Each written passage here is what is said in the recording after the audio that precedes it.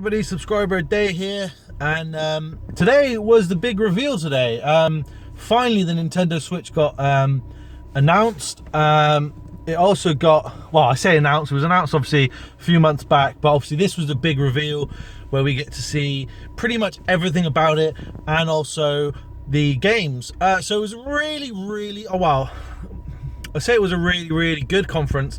It was a mixed conference, I think, actually is fair to say, purely because there was a few different aspects of it that didn't really tickle me fancy.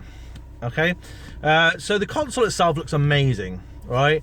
I think the Joy-Con L&R really got me going for the Nintendo Switch, purely because it has the cool little like rumble, well, the HD rumble feature, which is kind of cool.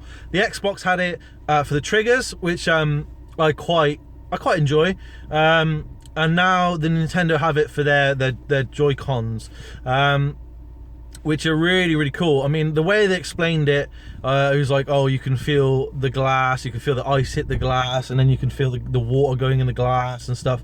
And that was really cool. I don't know how accurate that's going to be when we actually finally get hands on it, but I think the amount of tech that's gone into those two controllers is just amazing. So yeah, that was a really good feature, and I love the whole idea of the Nintendo Switch. I did right from the get-go, so I love like the fact that I can take my screen with me and play it, like if I'm at work or if I'm on, you know, on a road trip out, I don't know, whatever. So I really like that. So the console itself was, I thought was amazing. I like things like obviously I've got two kids, well, I'm about to have my second kid, so I'm really pleased with the parental kind of aspects of it. The fact that I can use an app to like see everything, which is amazing, and see what they're doing, how long they're playing and whatever, and set restrictions and stuff from my app, which is great. I love as well oh shoot, what was the other bit I was going to talk about? Oh god, it's the internet stuff. So I think that I think they're still using friend codes from what I can make out, but I'm not too sure what that's going to look like yet. But I think the fact that you can do internet, you can do it up to 8 people and stuff when you're out with your Nintendo Switches is cool. And then we went on to the games. A bit of, as I say, there was a lot of JRPGs. And don't get me wrong, I love a good JRPG, but there was quite a few of those, and there was not a lot of differences there. I mean, they had the small announcement from Bethesda saying about Skyrim, but then that's an old game. I mean, it would be cool to see it on the Switch, but I think I've played it so many times, and we're doing a Let's Play of it now, so I kind of see that being an aspect that I won't probably buy into, which is Skyrim. But there was Mario Odyssey. That was pretty cool. I like that. It looked like it was set in sort of New York City style kind of game, but they sort of didn't mention that. But all the different worlds looked amazing and looked massive and expansive, and that you can explore and stuff. So that was really cool. The Zelda Breath of the Wild is definitely a game I want to buy. Launch game, can't wait for that. But there was a lot of games coming out soon, which was my sort of mixed feeling on it. There was not enough launch titles shown.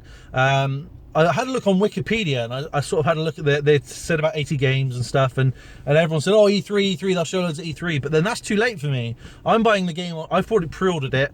I've got that console coming to me on the 3rd of March, and there's only 5 games from what I can see on Wikipedia. There's only 5 games actually set for March, and only 2 of those were set as launch titles. So it's going to be interesting to see what actually comes out on launch. Obviously I had Splatoon 2, that looked great. I loved the first one, and the fact that it was an actual standalone second game was amazing. I mean, they could have easily just done what they're doing with Mario Kart 8 and just brought out Splatoon 1 on the actual Nintendo Switch, and that would have been good enough, I think, for them. But the actual fact they're doing a complete second one is fantastic. You had ARMS, which I thought at first I was starting watching, I was thinking, what is this? Why am I even watching this right now? Nintendo, what are you doing? And as they sort of started to show it off, and actually kind of got down to it and said, look, this is actually what it is, let's show some gameplay, and they had the two devs fighting and stuff. I thought that was amazing, and I thought actually that would be really good fun, especially if you're playing out and about with your friends and you're just there, you've got loads of space and you're just having a pretend fight. I thought that'd be amazing. 1-2 Switch was shown, and that was kind of cool. Started off with a Western kind of showing off, like a kind of gun-ho kind of thing with a whole boom duel kind of thing, and that was kind of cool. And that reminded me of WarioWare a lot, actually. It kind of looked like a Nintendo Switch WarioWare, which I thought was really good. What else did they have? Loads of stuff. They did actually have quite a lot of titles shown. But the problem is, as I say, they were planned to be out too far and in between other games, and there's not enough launch. And when I see a new console being shown for the first time, I expect to see launch titles. I wanted to see at least 10-15 launch titles that Nintendo were planning on bringing out on the first, even if it was all brought out in March, first 10-15 games brought out in March, to say, this is us showing you that we can be better than the Wii U. And unfortunately, at the minute, it looks like an amazingly upgraded Wii U, don't get me wrong. But the problem is that they're just doing the same thing with the games. The Wii U was great, don't get me wrong. I would have loved to continue playing the Wii U, but they just weren't bringing content out quick enough. And then they have got the third-party kind of crew behind them again, because they've brought in, like, obviously the HDMI cable, 1080p and whatever, but it's just not there yet.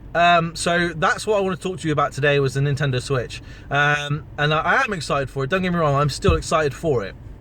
And I liked a lot of the stuff they were showing.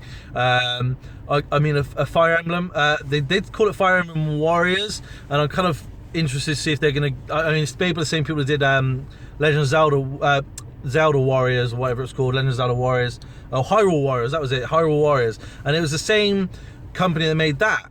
So I'm kind of interested to see if they're going to do a Fire Emblem Warriors, or if it's going to be an absolutely new Fire Emblem game that actually is going to not be so much set around the Dynasty Warriors sort of style of play. But we'll have to wait and see for more info on that. Obviously, they showed off a little bit of Xenoblade 2, which I love Xenoblade, so that's going to be an interesting game to play in the future. So all interesting titles. As I say, it's a shame they're a bit too far away from each other. I do agree with what everyone's saying. E3 will probably be their upcoming sort of, it'll be it could be their year for E3. It depends on how they play it and what they do. It'll be interesting to see Reggie and what he has to say on everything when the time comes.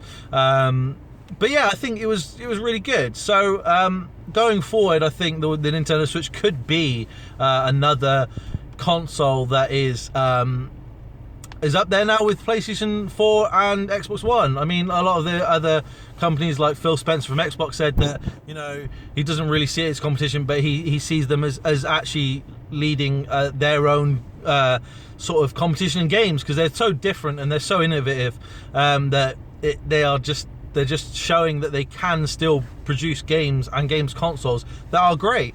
It's just that, as I say, they just need some more content behind them. But once they've got that, I think which they could, if they carry on the way they're going, if they could get the content behind them, I think the Nintendo Switch could be up there as probably one of the best consoles by Nintendo. I mean, my favorite personally is the N64 and the GameCube. Since then, the Wii and the Wii U hasn't really been up to my standards that the Nintendo set for me when I was a child. So it'll be interesting to see what the Switch brings in the future. But for now, what we've seen so far, as I said, is a bit mixed. But I mean, the pricing was one thing that did my head in a little bit. Only because America, they set it as $299, which is great. What a great price that is. But what they did is they set Europe and the UK and things as £280. Now, if you do the maths, or you go online and do it so it's quicker and easier, it actually equates to $299, should actually be £245 in English money. So, or if you do it the other way around, it should be that the £280, the United States dollars should be $345, right? Excuse me. So either they're charging America cheaper rates, or it means that they are doing English rates more expensive. So I thought that was kind of interesting that they set all the prices roughly the same, but they didn't look at how the differences in economies that money sits on. So that was something that bugged me a little bit. I thought that really, if they're going to charge $300 to Americans now, because the exchange rate, we should be cheaper because of that. But they didn't do that. So not that I'm bothered. I mean, I'm still going to pay the £208 and buy the games and whatever. But it was just a little bugbear of mine that they didn't really sort of hit that on the head very much. Even in their conference, they just said, "Oh, it'll be confirmed by retailers." They didn't touch upon that. They didn't mention that, "Oh, we're going to charge you more because you're British or you're European or whatever." I'm not sure that's the case really, but it kind of feels that way when you're being charged more for a console than, say, Japan or America. But anyway, that was what I quite enjoyed the conference anyway. I mean, 2.5 hours, 2 hours 45 minutes, whatever it was very long, so I didn't stay up in the morning. I had to watch it today, but it was good. It was very good, and I look forward to the Switch coming out in a couple of months' time. Obviously, hopefully we'll do some streams and whatever of the games as and when we get them. But thank you so much, guys, for watching. So quick update on the subscribers. We are at 87 now, is the last time I checked, which is fantastic. We were on 79 last night, so if we keep going tonight, we potentially could be 10 subscribers up today. So thank you so much. I really appreciate that, and obviously the followers are still coming in on Twitter, up to 1,400 now. So thank you so much. And if you are watching, hit that subscribe button. I'd really appreciate it. Thank you so much, guys. Have a good evening. Take care.